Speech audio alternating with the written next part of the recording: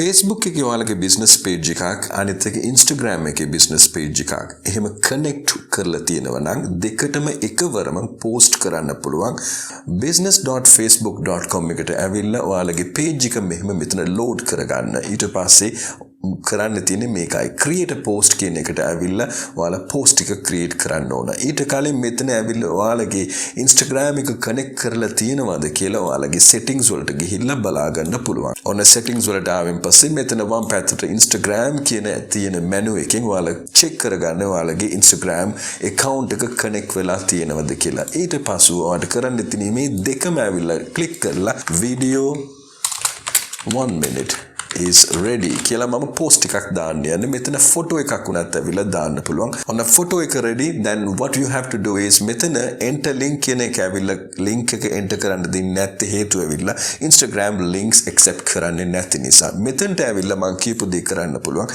schedule a post එක ඇවිල්ලා future දවස් වලට දාගන්න. මෙතන schedule කරගන්නත් පුළුවන්. දැන් කරන්න තියෙන්නේ මෙතන simply click publish කියන button එක click කරන්න විතරයි.